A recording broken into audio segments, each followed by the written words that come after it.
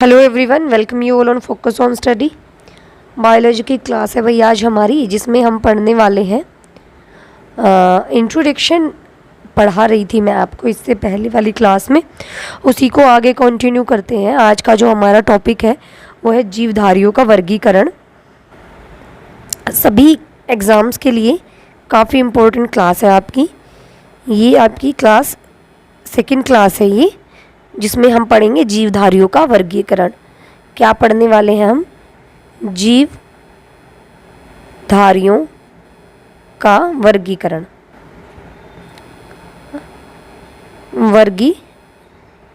वर्गीकरण, ठीक है, ये पढ़ेंगे हम। तो चलिए स्टार्ट करते हैं। हमें पता है, सबसे पहले हम बात करेंगे भी अरस्तु की। किसकी बात करेंगे हम? अरस्तु की। अरस्तु ने समस्त जीव विज्ञान को दो भागों में विभाजित कर दिया। वो कौन कौन से थे? एक था जंतुओं का समूह, ठीक है, और दूसरे में आता था आपका वनस्पति समूह या वनस्पति जगत हम कह सकते हैं, ठीक है। फिर आए भाई आपके कार्ल लीनियस। कौन आए? Karl Linnaeus.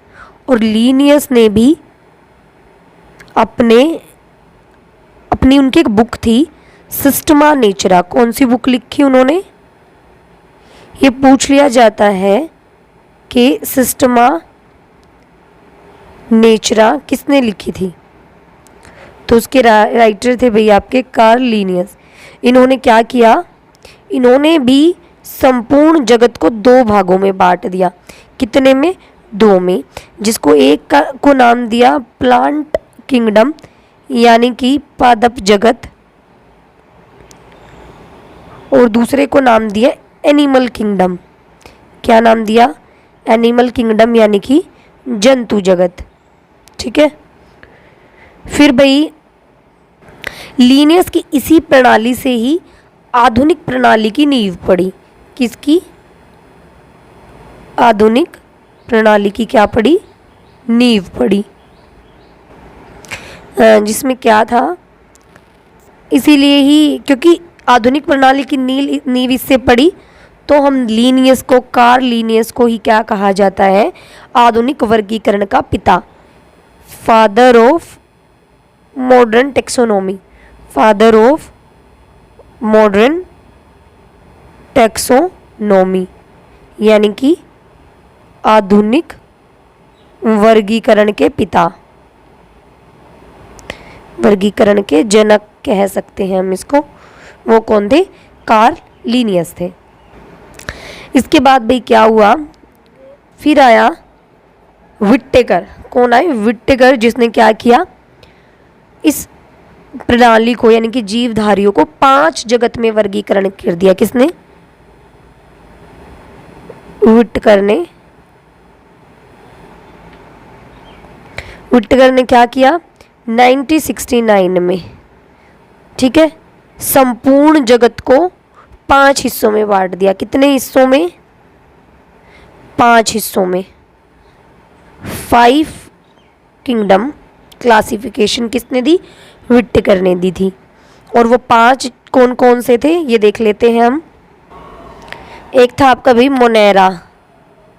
क्या था? मोनेरा। फिर था आपका प्रोटिस्टा। फिर था आपका पादप जगत, कवक, और एंड में आते थे आपके जंतु विज्ञान। कौन कौन से? मोनेरा, प्रोटिस्टा, प्लांटे या प्लांट, फिर आपके आते हैं फंगस या फंगी या फंजाई, और फिर आते हैं आपके एनिमल। ये किसने दी? विट्टेकर ने दी थी। सबसे पहले हम बात करेंगे मोनेरा की। किसकी? मोनेरा की। जो मोनेरा है इसे कहते हैं प्रोकैरियोटिक। क्या कहा जाता है? प्रोकैरियोटिक जीव, यानी कि न्यूक्लियस बनने से पहले के ये जीव हैं, इनमें न्यूक्लियस नहीं होता। इसमें अगर मैं बात करूं तो cyanobacteria, cyanobacteria bacteria, Archie bacteria, ये सब इसी में आते हैं। और जो तंतुमय जीवाणु है, कौन है? तंतु वाले जीवाणु भी मोनेरा में ही आते हैं। अगले हैं भैया आपके प्रोटिस्टा। कौन है? प्रोटिस्टा। प्रोटिस्टा में कौन कौन आते हैं ये देख लेते हैं। प्रोटिस्टा क्या है? ये एक कोशिकीय जीव है। क्या है? एक कोशिकीय जीव। साथ में जलीय भी हैं, यानी कि एक्वेटिक भी हैं। और ये यूकेरियोटिक में आते हैं। किस में आते हैं? यूकेरियोटिक में, यानी कि इनमें जो भाई आपका न्यूक्लियस होता है वो काफ़ी अच्छा डेवलप हो चुका होता है। एक इम्पॉर्टेंट चीज़ है याद रखना, एक होती है येगलिना। क्या होता है? येगलिना। कभी कभी आप इसको युगलिना भी देखोगे कई कई जगह। ये ना भाई पादप यानी कि प्लांट और जंतु, किसके? एनिमल और प्लांट्स के बीच में क्या है? एक कड़ी है। ठीक है, एनिमल्स और प्लांट के बीच में क्या है? ये एक प्रकार की कड़ी है जो क्या दिखाते हैं? दोनों प्रकार के, यानी कि वो पादपों जैसा भी बिहेव करती है और जंतुओं जैसा भी करती है। ठीक है, यानी कि ये क्या करती है? जब सूर्य का प्रकाश होता है तो ये खुद खाना बना लेते हैं, और जब सूर्य के प्रकाश का अभाव होता है तो ये दूसरों से खाना ले लेते हैं। ठीक है,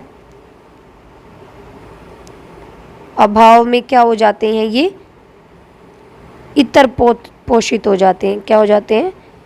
इतर पोषित। ठीक है, आगे देखते हैं। आगे है भाई आपका प्लांटे, यानी कि पादप जगत। इसमें आपके सारे के सारे जो प्लांट्स होते हैं ये होते हैं भाई बहुकोशिकीय। क्या होते हैं ये?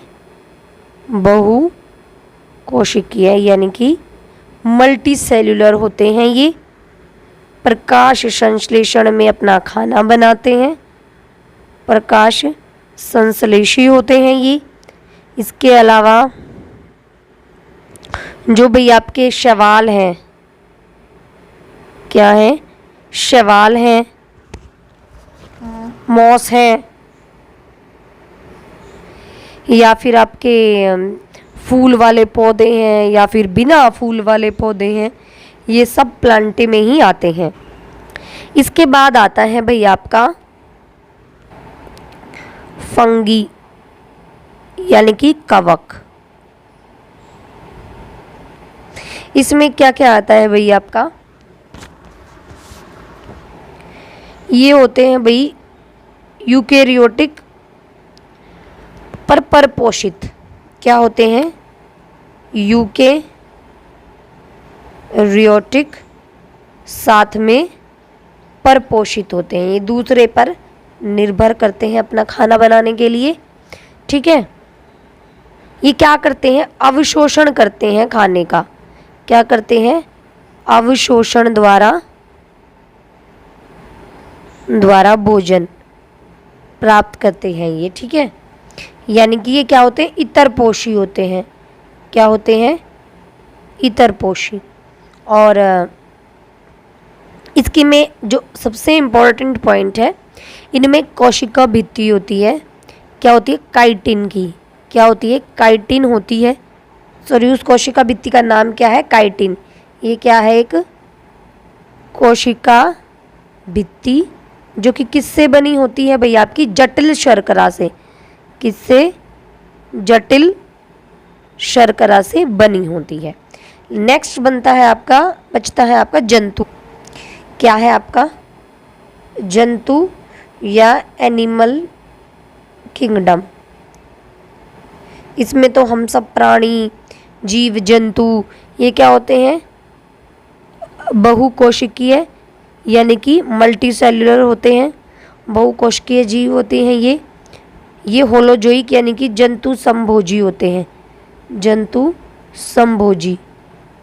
ठीक है, साथ में भाई आपके ये यूकेरियोटिक होते हैं। यूकेरियोटिक, यानी कि इसमें न्यूक्लियस होता है इनमें। इसके बाद इनको ना एक नाम और दिया जाता है, मेटाजोआ। क्या? मेटाजोआ।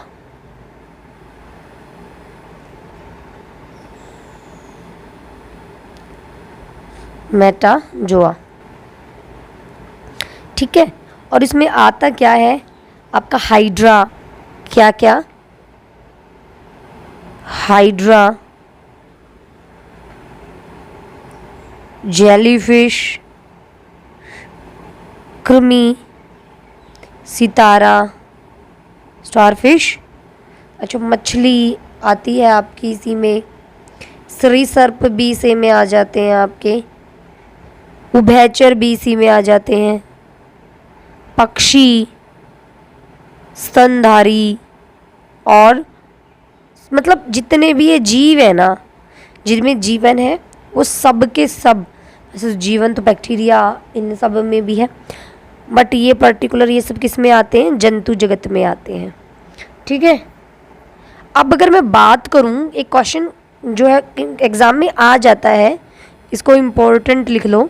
अगर आपसे पूछा जाए कि जो वर्गीकरण है, जो क्लासिफिकेशन है, इसकी जो आधारभूत इकाई है, क्या है? आधारभूत इकाई है, वो क्या है? तो इसकी आधारभूत इकाई इसकी जाति है। क्या है? जाति के आधार पर, यानी कि स्पीशीज़ के आधार पर वर्गीकरण किया जाता है। बहुत इंपॉर्टेंट है, इसको आप याद रखना। आज की क्लास में बस इतना ही। अगर क्लास पसंद आई है तो प्लीज़ लाइक कर दें, शेयर कर दें। अगर चैनल पर नए हैं तो सब्सक्राइब करना ना भूलें। आज की वीडियो में बस इतना ही, मिलते हैं नेक्स्ट क्लास में। Thank you so much.